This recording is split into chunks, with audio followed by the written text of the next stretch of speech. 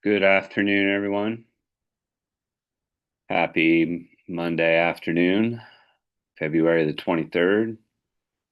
Coming to you from San Francisco, coming to you from my office at San Francisco State because my apartment is once again being worked on with electrical work. This has just been the semester of me being kind of scattered all over the place. Um, it's a lovely, wonderful day here in San Francisco. It's a nice day to not be on the East Coast where they are getting a whole lot of snow. That reminds me that actually this time next week, I will be on the East Coast and therefore unable to teach on this day a week from Monday. I will send you an announcement about that. I will be in the city of Montreal presenting a paper at a conference. And I will be flying back on that Monday and therefore will not be able to meet with you at this time as usual.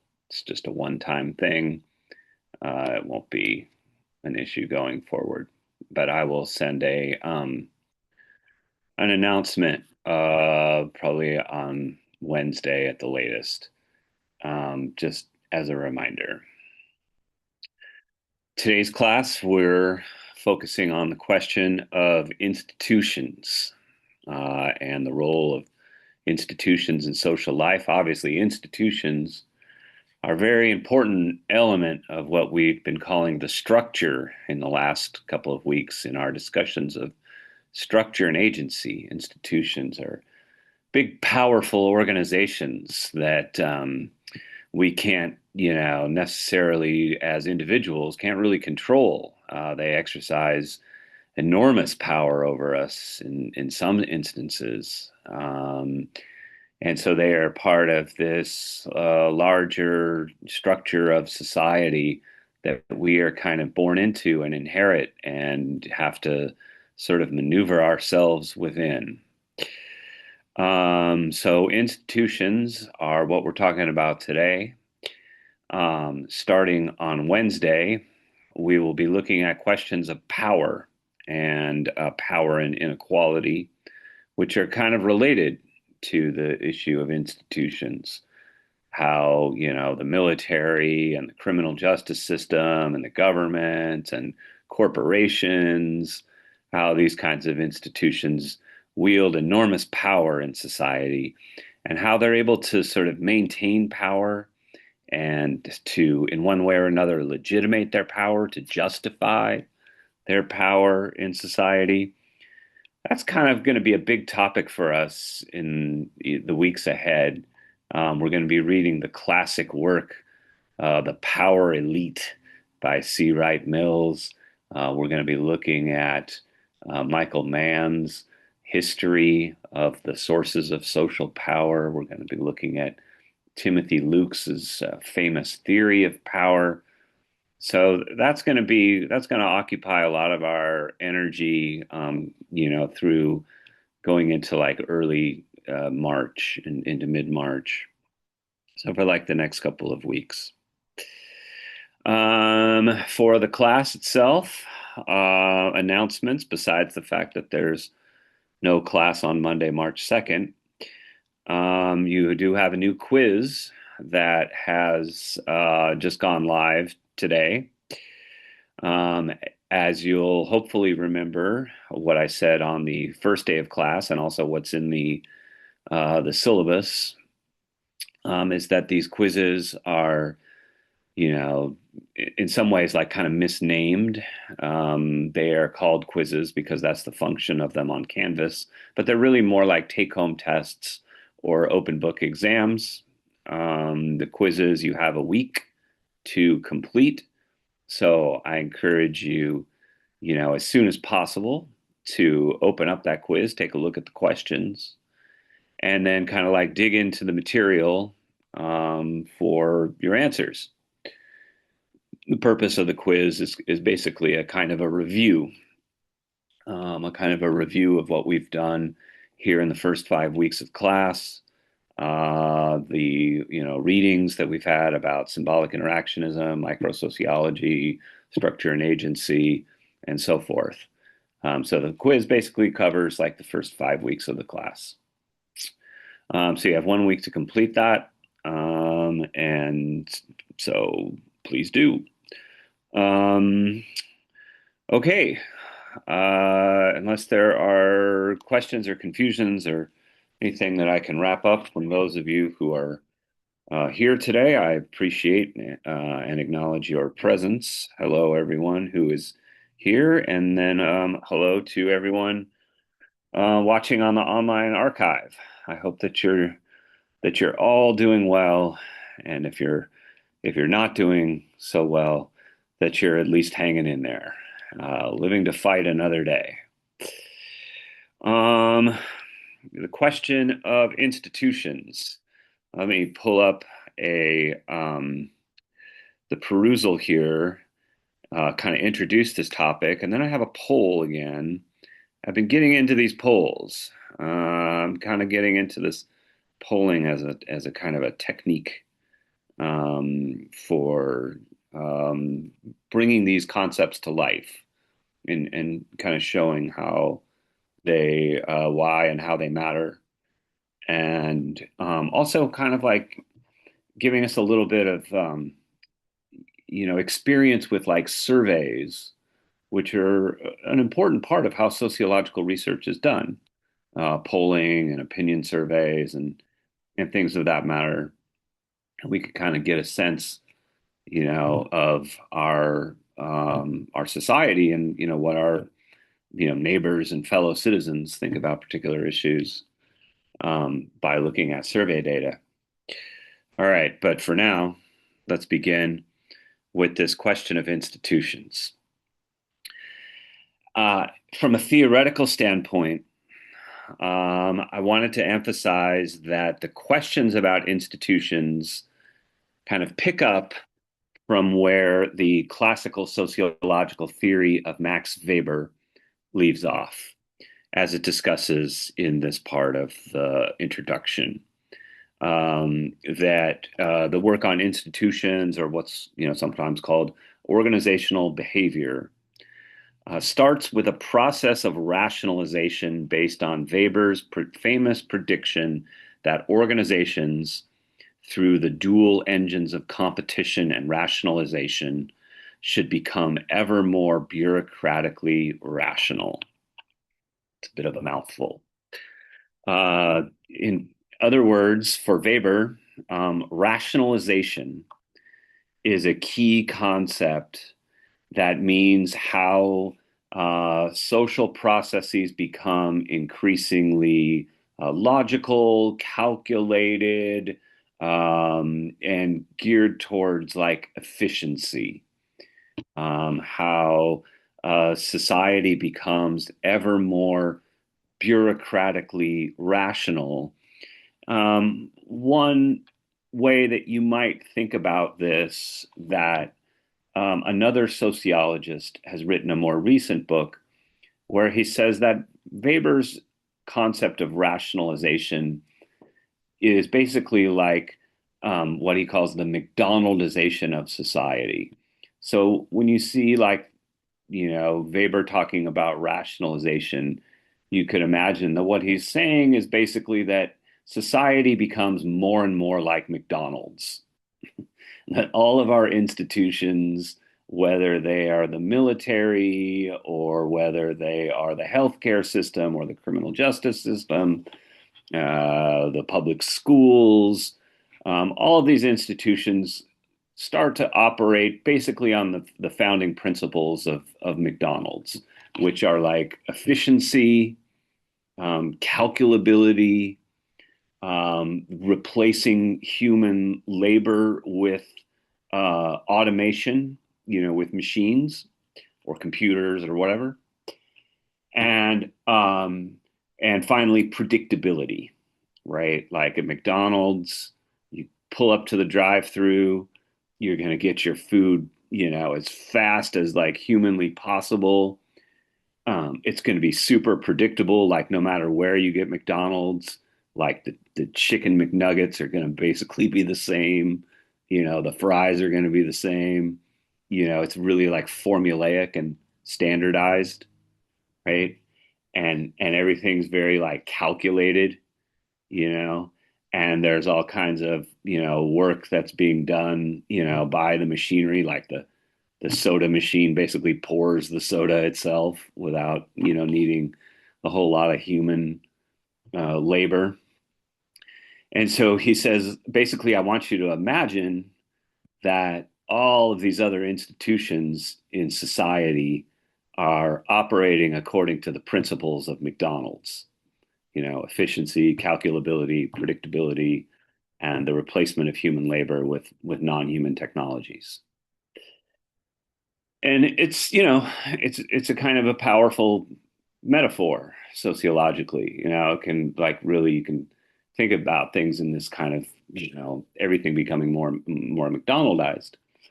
And his point is that when things become McDonaldized, what we get is like more quantity and like more efficiency with less quality, right? So the food is produced faster, we can eat it faster. I mean, we can just like eat our, like pull into the drive-through and eat our meal without even getting out of the car, you know, like it's super efficient for serving billions of people um, at a relatively cheap cost. Um, but it's not good for you. It's not good for the body of the consumers who eat it. It's not good for the environment. It's not good for like our relationship to the natural world. It's probably not good for us in terms of like, eating is supposed to be a kind of like a collective, convivial, like almost like a ritual kind of event. Um, Whereas like eating, a meal alone in your car at the drive-through is like a kind of like fundamentally kind of alienating thing to do. Kind of like isolating when perhaps food in so many cultures, food is like the center of like a ritual event, you know. As we've talked about the ritual events in the previous weeks of the course, food is often at the center of those. And so like the idea of fast food is really like a kind of a sad testament to our like alienation from these kinds of ritual events. So in all these ways, a McDonaldized society has greater quantity but less quality. Like we have more stuff, we have infinite aisles of products we can buy at the grocery store, an infinite amount of commodities we can buy on Amazon or eBay or whatever. And yet our quality of life, not just our access to resources, but like our kind of like our spiritual, quality of meaningfulness and purpose, is like devoid. And this is what Max Weber thought was really at the paradox of modern society is like we have more stuff but less meaning, right? We have these bureaucracies and these organizations and these institutions that can, deliver more chicken McNuggets or the equivalent thereof in a faster amount of time than any society in the history of the world. I mean, it's really kind of amazing the degrees of quantitative productivity, and yet it's like qualitatively impoverished. That we are like spiritually lacking in meaning and purpose. Max Weber's metaphor for this was to call it the iron cage, that like people in modern societies are like trapped in an iron cage of like meaninglessness. So as societies become more rationalistic, as societies become more bureaucratic, as societies become more geared towards efficiency and calculability and predictability, they also become um, like spiritually and qualitatively impoverished.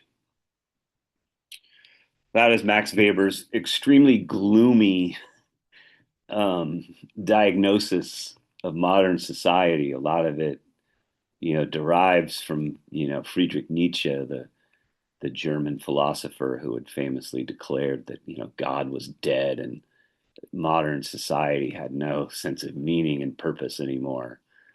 That all the kind of spirituality had been drained out of modern society. Max Weber's term for this is it's a German word that basically translates to disenchantment. Like we live increasingly disenchanted worlds where stuff and numbers and science and technology have like replaced, like spiritual meaning or aesthetic meaning or, any kind of traditional metrics of quality of life. So, Max Weber's diagnosis, needless to say, is very interesting. Now, when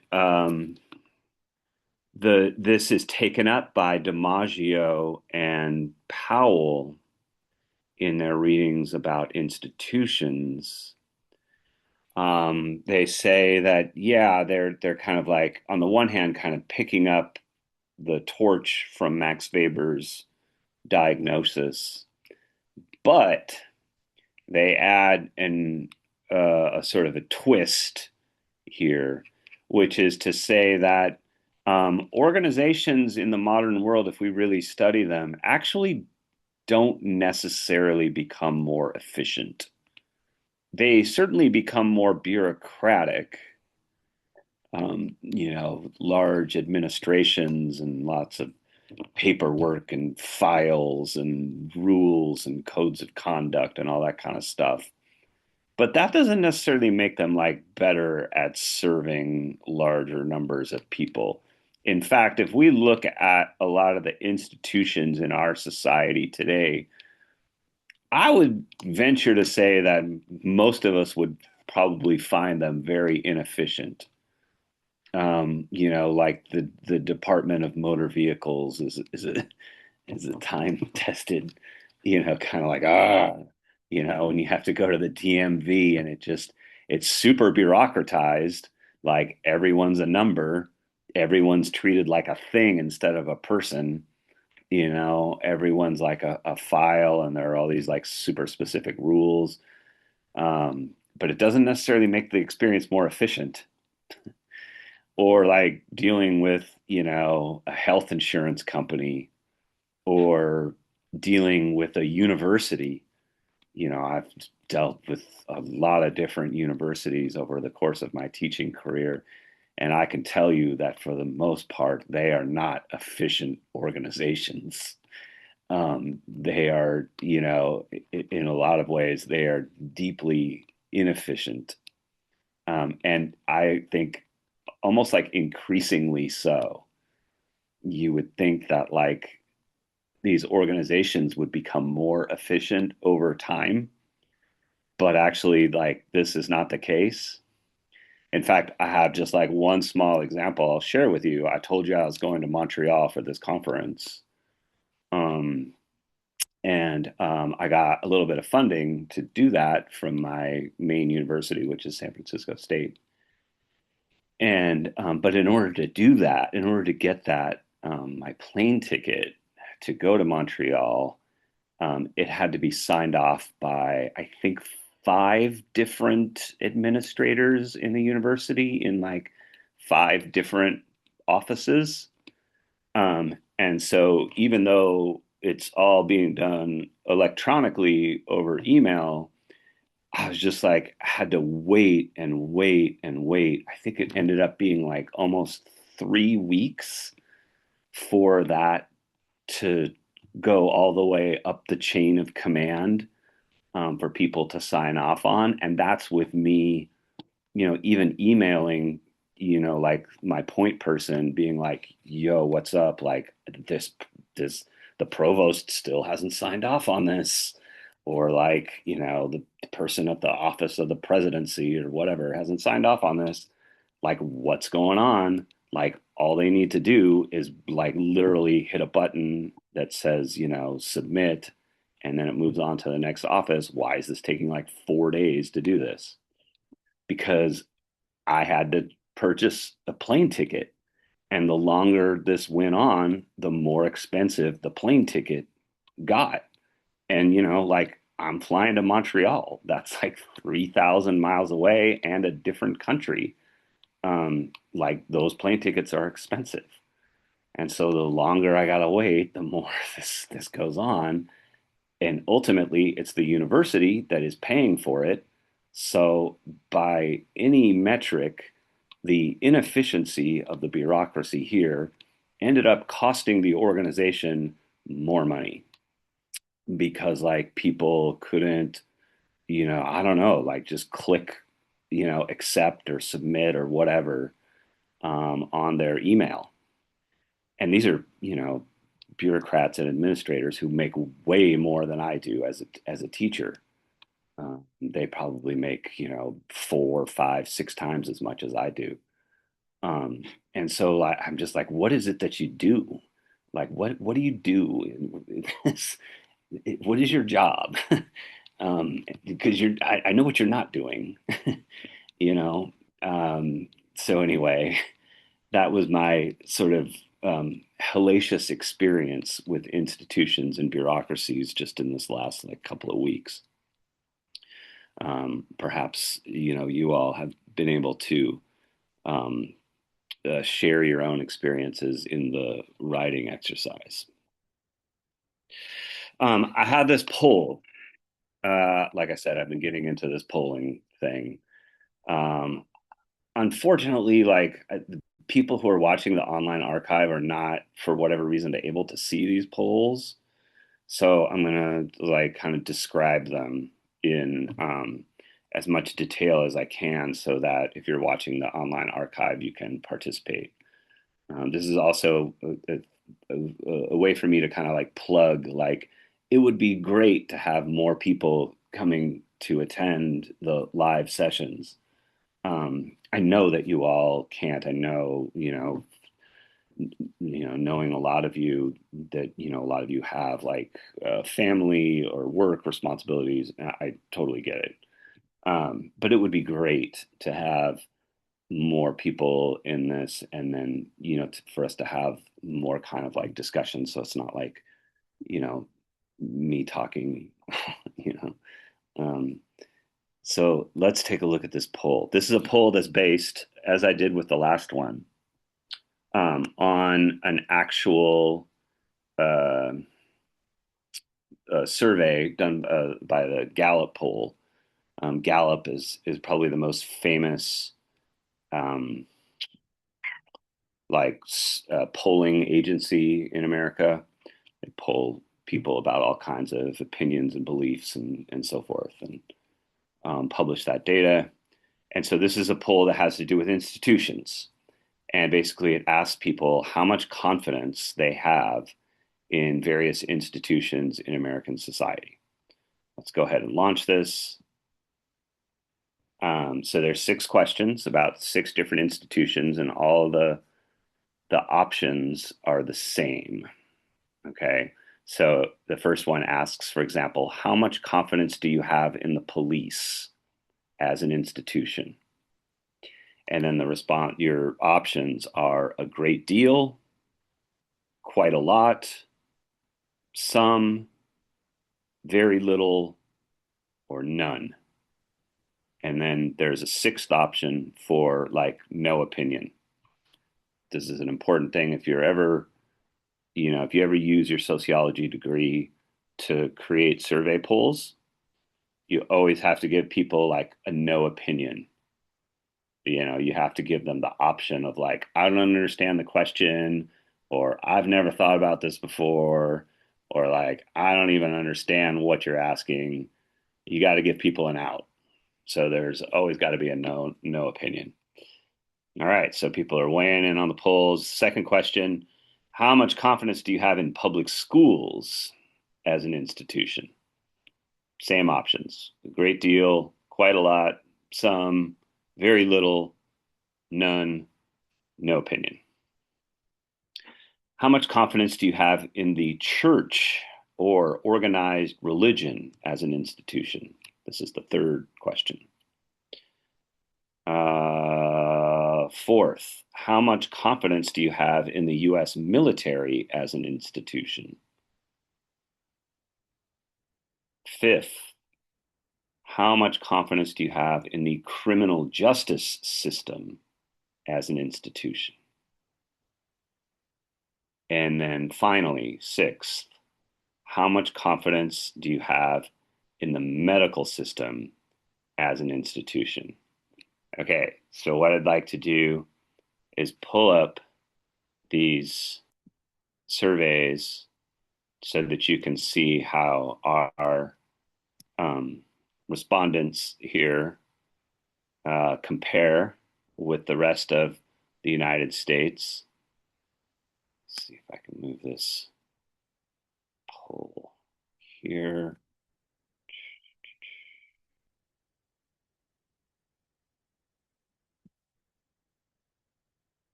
Um, use this one.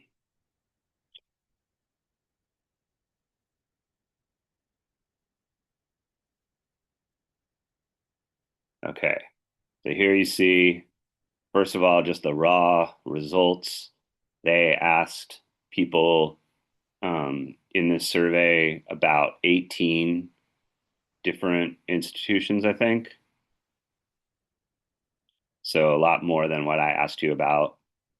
So you can see here, like the ones that people are most confident in are the military. So like 34% of people said that they have a great deal of confidence in the military. 28% said that they had quite a lot. So only small business as an institution has more confidence. The police is also like 45% of people said that they had a great deal or quite a lot of confidence in the police, the church, um, medical system. I asked you about. So those are a little bit lower. The lowest is Congress. Congress only has 10% of people that I feel either quite a lot or some confidence in. Television news is real low. The criminal justice system is very low. That's interesting because like the police are really high in terms of like confidence, but the criminal justice system is very low. Supreme Court, public schools are kind of like in the middle. So that's just the raw data.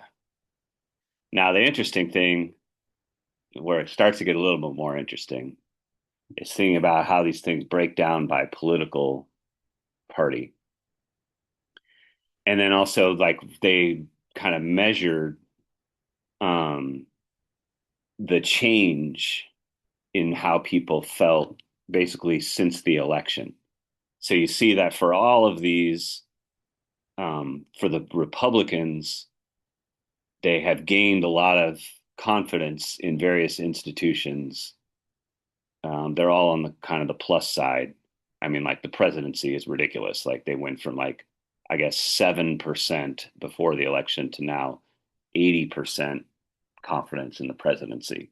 So a plus 73 change, whereas the Democrats have 3% confidence and like, down from, I guess, like 61% before the election. So the other changes are kind of like, a less extreme kind of mirror of that. But you can see basically like the Republicans became more confident in institutions once they got into power, and the Democrats became like less confident in institutions when they lost power. Overall, that's kind of the trend. Some differences with like, higher education and public schools, the Democrats became more. But basically, like, you know, h- how much how much confidence you have in these institutions really depends on what side of the political divide in the country you're on. So like 88% confidence in the military among Republicans as opposed to just 44% among Democrats. And these numbers reply to how much people said a great deal or quite a lot of confidence. Let's just see how we did on this question on the military.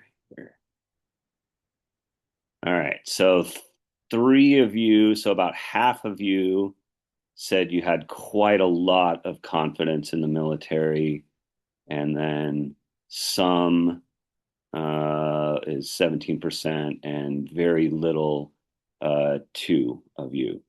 That pretty much checks out with like the rest of the country, it seems like. If we look at this, like none of you said a great deal, but quite a lot, you know, and then some and very little. I also like these polls that just kind of light up like this with the colors. I hope you can see this on the online archive. It just brings out the little boy in me who gets excited by shiny, bright things. Um, the police also huge political disparity. 80% among of Republicans say that they have a great deal or quite a lot of confidence in the police. Only 29% of Democrats say that. How did we do on this one on the police? Only one of you has quite a lot of confidence in the police, whereas half of you have very little. So that would be, kind of more along the lines of what we see with like the Democratic voters in general. Let's take a look at the inverse kind of case. Public schools. Only 18% of Republicans have any kind of confidence in public schools, whereas 44% of Democrats do. So Democratic voters have just as much confidence in public schools as they do in the military, and more confidence than they do in public schools than in the police. You all seem to have like nobody seems like a real enthusiast for the public school system here among our students. But four of you say some, and two of you say very little. Hmm, interesting. And let's see, the church. So again, huge disparity between Republicans, or 64% in favor of the church, 21% among Democrats. Really, like these numbers very much kind of show, like are very revealing about the just like how entrenched this divide is in the society. Like it's not just over, particular issues or policies. Like there's a deep fundamental social division in terms of who you trust and who you don't trust, what you have confidence in and what you don't have confidence in. And I think there's a real like kind of chicken or egg thing here too. Like, do people become Republicans because they believe in the military and the police and they don't trust like public schools or, organized labor, or television news? Or is it that once they become Republicans, they watch all this like Fox News and it convinces them to like love the military and love the police and hate the public schools? You know, I don't know the answer to that. It's like a chicken or egg thing in the sense that there's probably a reciprocal relationship, kind of like a feedback loop that is like self-reinforcing. So now once people become part of one of these like political tribes, they can like, kind of like immerse themselves in a information bubble that just confirms what they already believed. Go ahead, Jill. Can't hear you, Yeah, I was Jill. gonna say, I think that it's interesting once you start clicking on certain things that your algorithm feeds it more and more and more of it, and Yeah. it's just reinforcing your worldview, and you don't see like the other side or any other opinions except for what the opinion of this algorithm is feeding you. Yeah. It's yeah, the negative feedback loop. It kind of goes back to like what we talked about last week with social networks. And this thing in social networks analysis they call like homophily. I think I'm saying that right, but it basically means like birds of a feather flock together. Like people, basically like, share the opinions and beliefs of the people that they are networked with and associated with. Um, and it becomes a kind of another metaphor people use a lot is like an echo chamber. Like people become immersed in like sort of like little bubbles of public opinion or whatever, and it shapes their worldview, which says a lot about like the power of social networks, like the power of like the people that we know and the people that we trust, Yeah, right? it's shaping that opinion and then also like validating that your opinion is correct or whatever, Yeah. whether it is or isn't, or yeah, Yeah, it gives you the charge of self-righteousness. yeah, Um, exactly. yeah. Like, and it's not necessarily always like, the people we know. Like it's all about the people we trust. People we trust are not necessarily people we know. Like people we trust might be like Taylor Swift, like it might be, you know, I don't know, someone at your church, or it might be, not necessarily like our direct relationships, but maybe like our like parasocial relationships. This is why like influencers have such a huge value in this economy, is because there are these like networks of trust, and you can imagine there's this really, big confusing world out there, where there's a lot of like ambiguity and gray area, and people don't necessarily know how to like make sense of the world around them, and so they turn to the people that they trust, and just like, what should I do, how should I think, how do I make sense of this? um and I think what's happened too is that like influencers are kind of filling the gap, because the overall story here is that people in general are losing faith in institutions. um I'll come back to this, but I want to show you like over the long term. I hope that on the online archive, you can see this as well. They've been doing these questions since 1979. So we're coming up on like almost 50 years of this survey. They've been asking people about these institutions and how much confidence they have in them.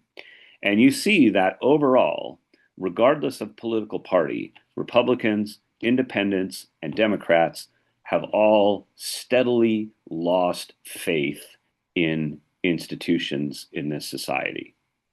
It hasn't been just like a linear, decline. You can see here there are periods where, the confidence goes back up, probably like around like, 9/11, for example, like there's a big A lot of confidence, more confidence in police and government and so forth.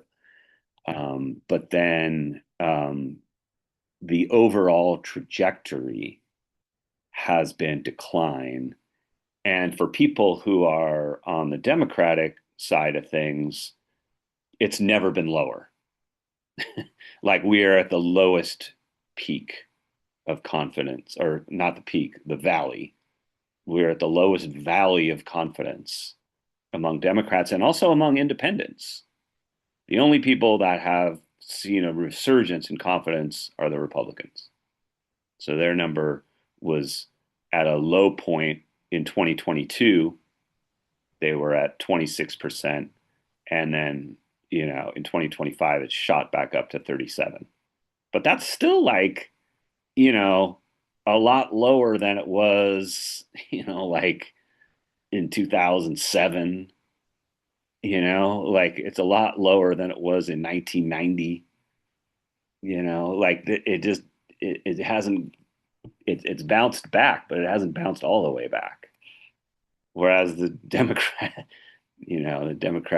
voters, all of us like just feeling increasingly hopeless and also like distrustful, just like with no confidence in the way that the world is going, and the way that this society in particular is going.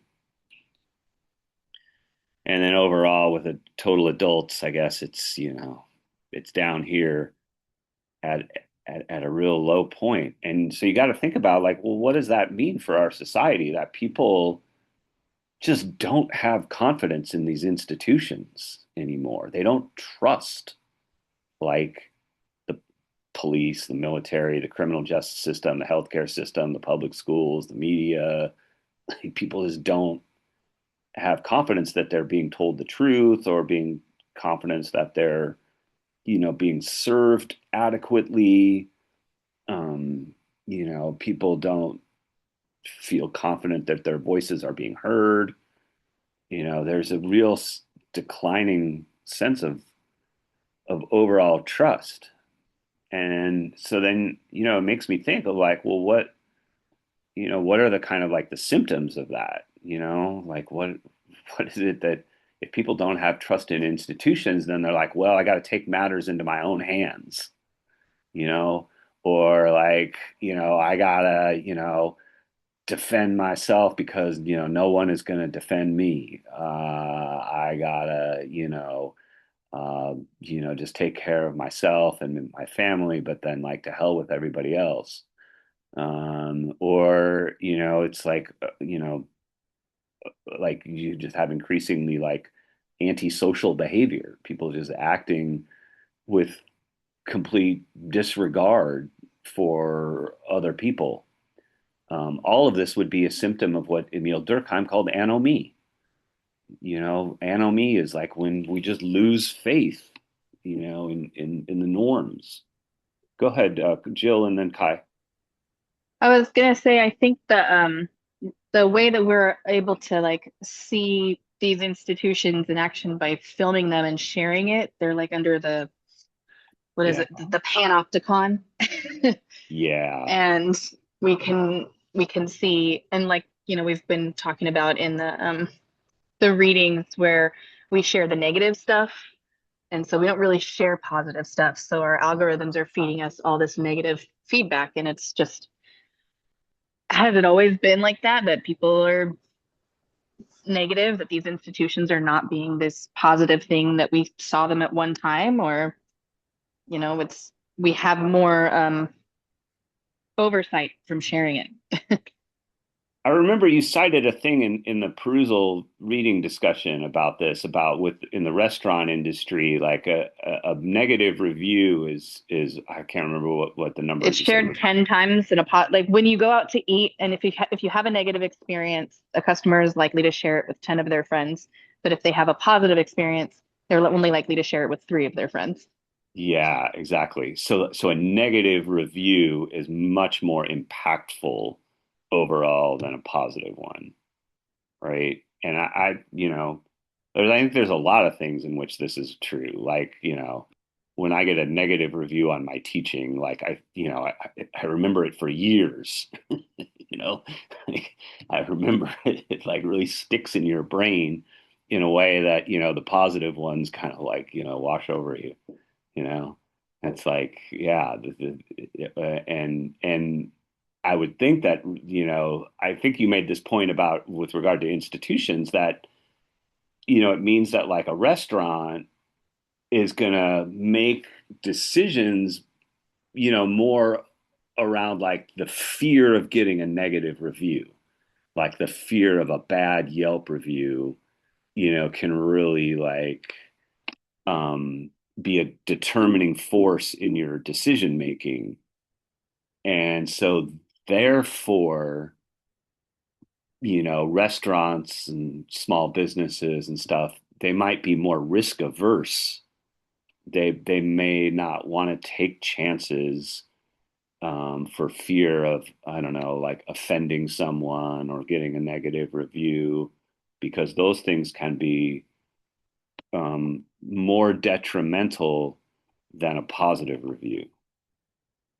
And I think that like our social media is so oriented towards giving people attention for negative things that they do and say.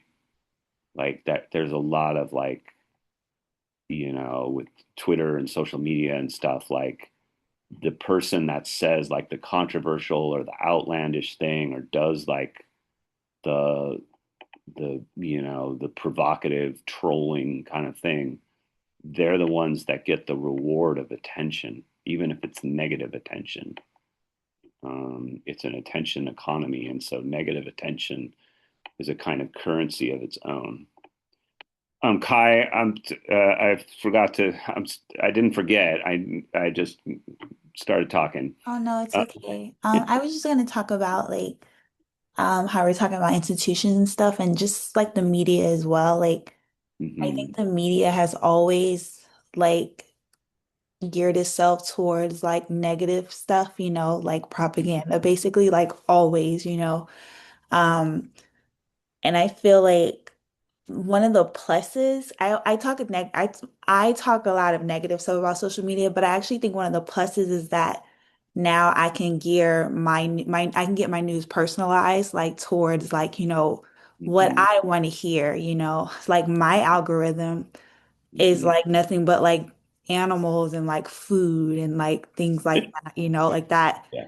So instead of me getting my information, having to tune in like everyone else, like to like, like the nightly news, like they used to do back in the day, like now, like my news is more personalized and like I can choose to kind of like be ignorant to everything that's going on, So like, Mhm. I guess that's like one of like the pluses of it, versus like the news as like an institution. It's like like the media news, like the KTLA or whatever, like it's like garnered to give you like negative because they know like that's what we pay attention to. Like if you see a car accident on the side of the road, you'll notice like you'll be in traffic and it's like, what's going on? And then like you see what it is, and it's because everybody's slowing down to look at it, like I don't know if it's like just due to like, like our like anthropology or whatever, like maybe like we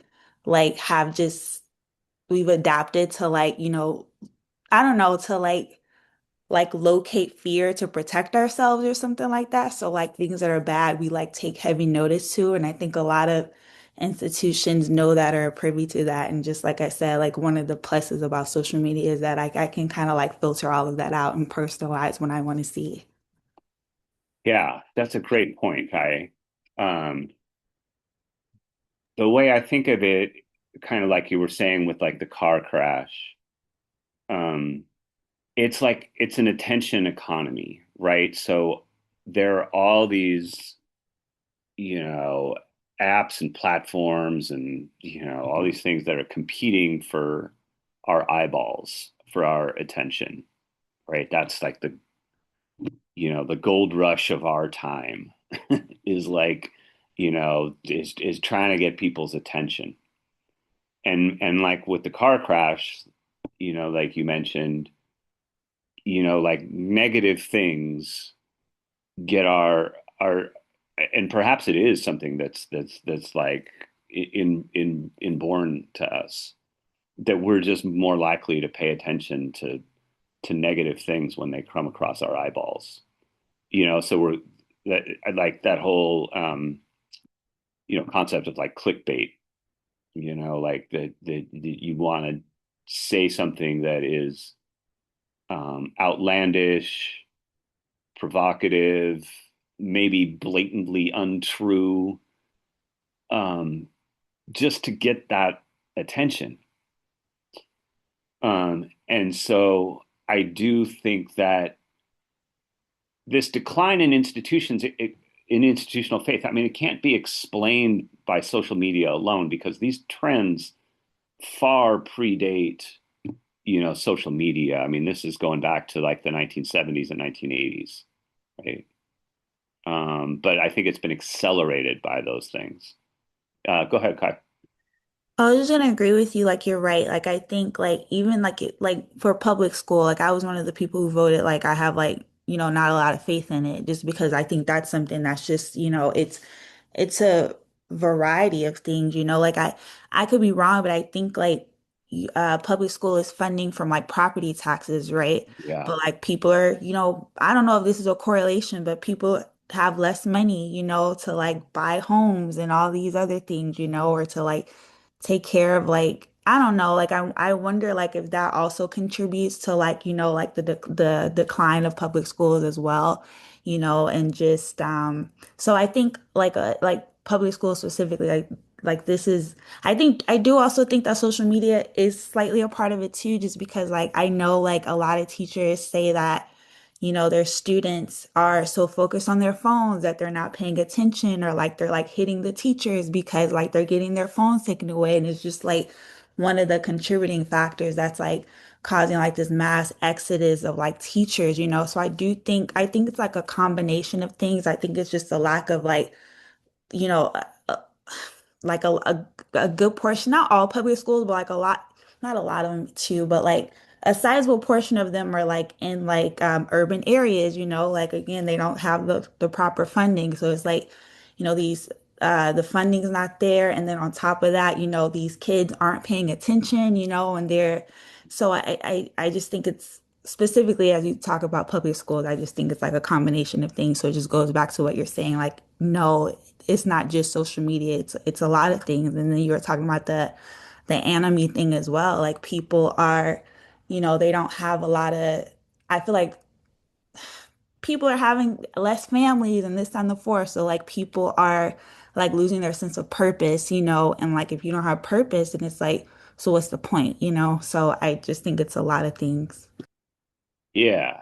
Yeah. It's tempting, but kind of like wrong-headed to try to pin this on one single factor.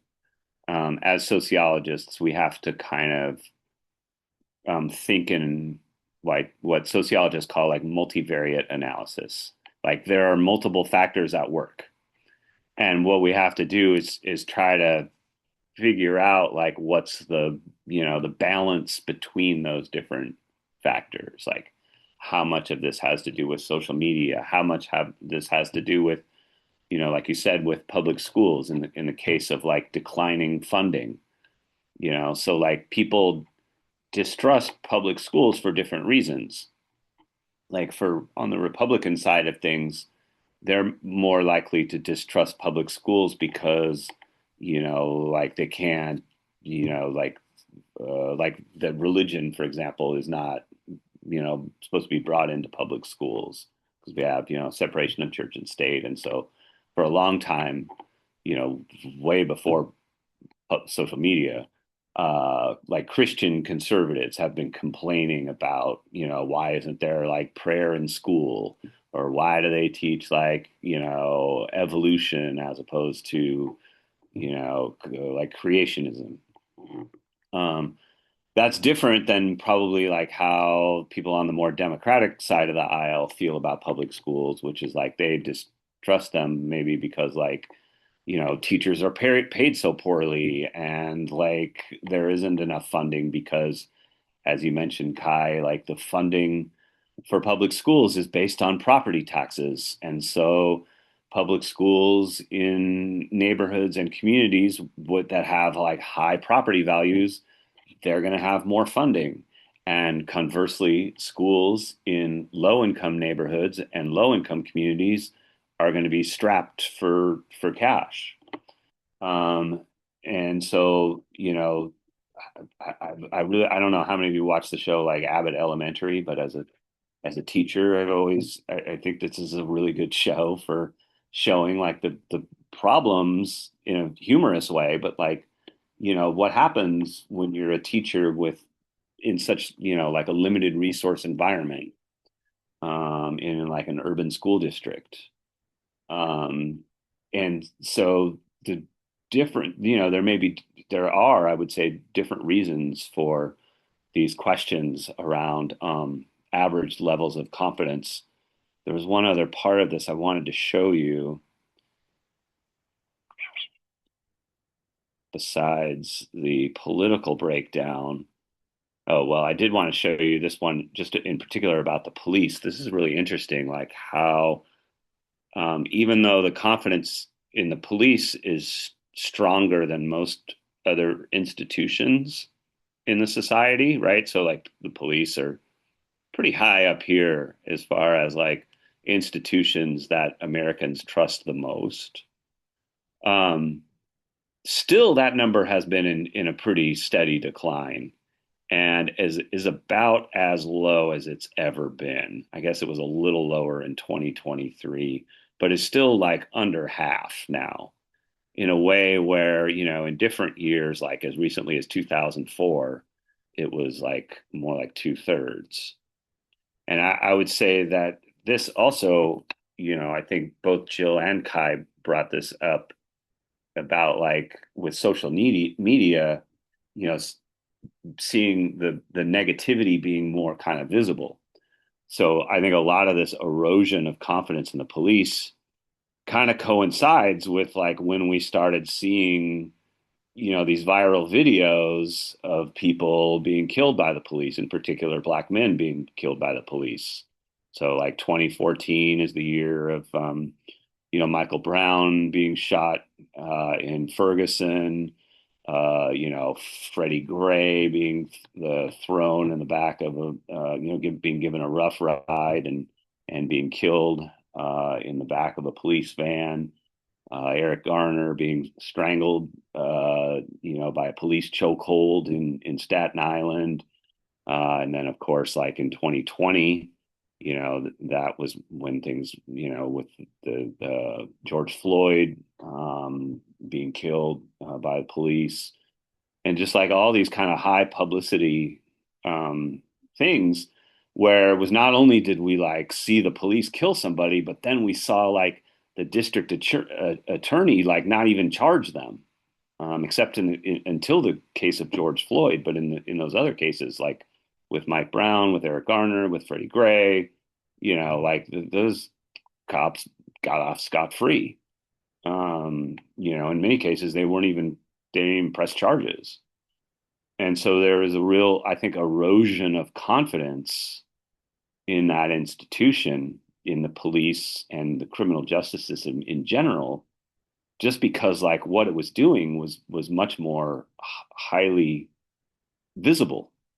It's not like the police weren't killing people, before that.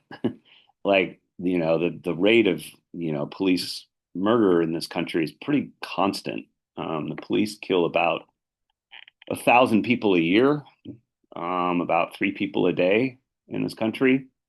Um, and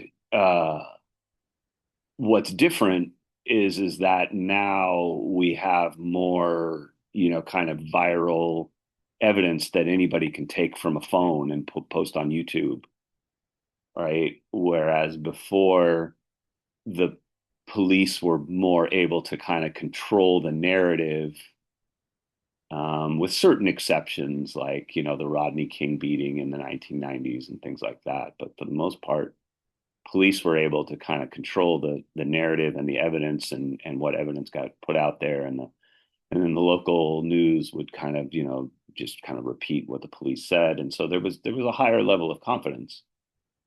And now that that there's this sort of like democratization of information, and anybody can put a video out, showing the reality of things. Now it's like we've been let behind the curtain, and so we're much less likely to trust what we see. I also wanted to point out too that there's a huge discrepancy in trust among institutions by race in America. Unfortunately, for whatever reason, this pollster only asked, made it divide between white adults and black adults. So it's just a pure black and white comparison, but you note like the difference between black adults who are here represented by the blue dots versus white adults, which are represented by the green dots. So the distinction, the difference between confidence in the police is the widest among black and white adults. Black adults are, I guess, unsurprisingly, much less confident to have confidence in the police. And whites are much more likely to have confidence in the police. And that goes for a lot of institutions here. A lot of institutions, there's a pretty big race gap in terms of confidence. There's a few things where black adults are more confident than white adults, for example, in higher education, in tech companies, which is kind of interesting. Television, I mean, some of these are really low, like television news and Congress, pretty much nobody has any confidence in whatsoever. So I don't know how significant a result that is. Likewise with big business. But for the most part, like you see that, there's a real sort of like racial gap in this country when it comes to how much confidence in institutions people have. So I thought this was a real like interesting kind of poll. And I think it says a lot about our society, the direction that we're headed, how we are so polarized, not just simply around like politics, but around like the very confidence that we have in our core institutions in society. Just like I come away with this feeling like there's just a really significant difference in how, like two sides of the world or two sides of the country see things. And it is really like encompasses a whole range of institutions. So thank you for those of you who participated in the polling here today. Let me just kind of wrap up with the readings just to give you a sense of a sort of a guide to what it is that they in the reading, just a kind of an outline of what they have to say here. So they start off with talking about Max Weber and this whole notion of the iron cage and the causes of bureaucratization and rationalization. And then they sort of introduce here the concept of isomorphism. So they cite all of these kind of studies that suggests that organizations become more and more homogenous over time, meaning that they become more and more the same. They kind of solidify into a singular kind of form that everybody within the institution has to kind of like go along with. The word I really like for this is like congeal, like when you leave like butter or some, like dairy product out, and it kind of hardens and congeals into something gross. That's what I feel like institutions do, is they congeal, and over time. And so that's what, sort of like isomorphism is.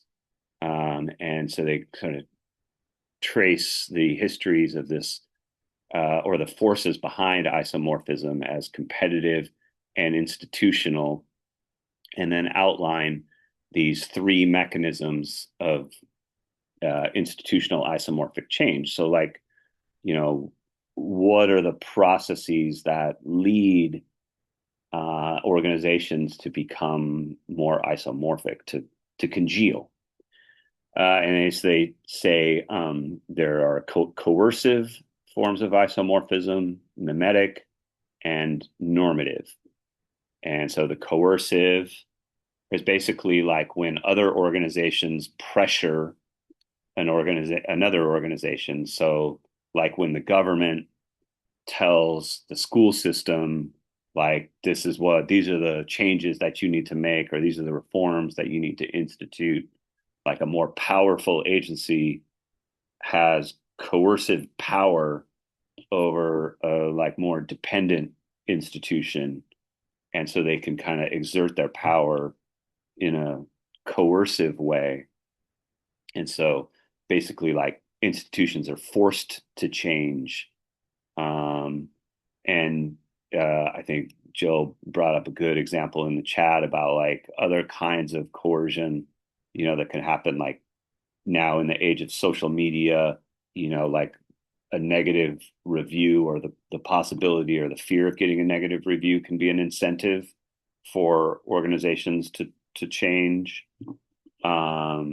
Or funding, like if you're a nonprofit organization and you depend on some benefactor, somebody for your grants, and your money and your resources, then you have to change if that larger power basically demands it. Mimetic processes are ones where it sounds to me like, my understanding of this is like basically like organizations change, because they're maybe not sure what they're doing. Their goals are ambiguous. There's a certain amount of uncertainty. And so they model themselves on other organizations. This kind of thing of, like, imitation is the sincerest form of flattery. So they basically just like kind of copy what other organizations are doing, just because they want to seem legitimate, or seem, like they belong. It's very important to note that this does not necessarily make them more efficient or more successful. It makes them seem more efficient or more successful, makes them appear that way. So, it's um it's like, it can be just as like symptomatic. It could be that like organizations are kind of like following a bad model. And then there are these normative pressures, and these come from professionalization.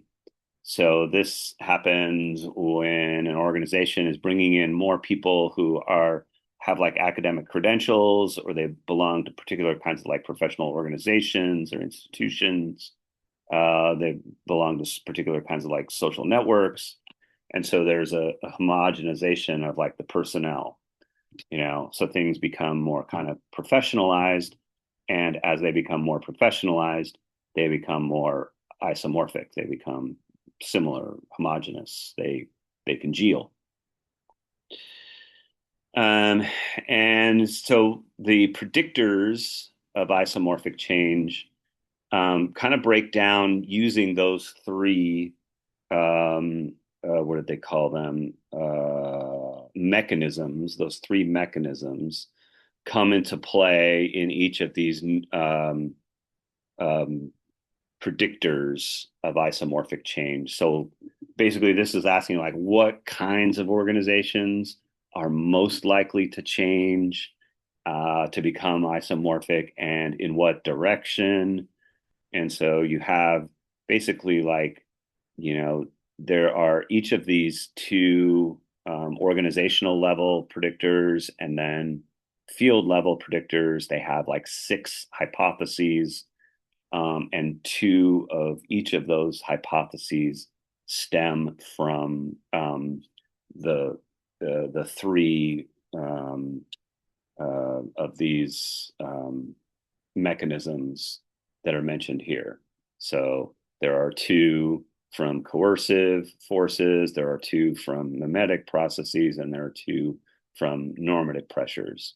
So you get 6 of those in total that correspond with like hypothesis A1, A2. So A1 and A2 are from coercive processes or mechanisms.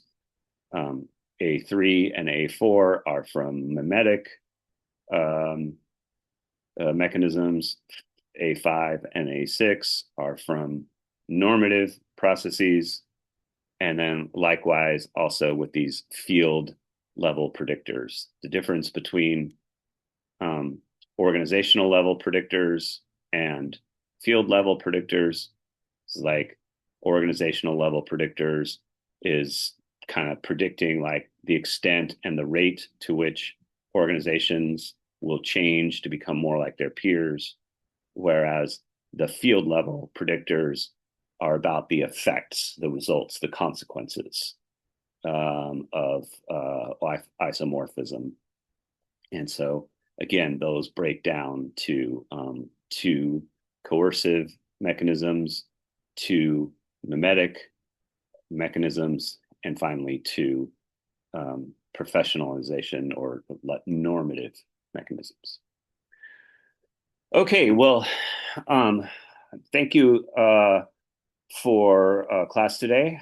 I thought it was especially interesting to look to those poll numbers, and I'm very I thought that was a really fun kind of exercise to do and think about these things with regard to institutions. And I will see you all in on Wednesday's class, where we will start talking about power. Have a great and lovely day, everyone, and I'll see you on Wednesday. Bye. Bye. Bye. See you Wednesday. Yeah. Okay, bye.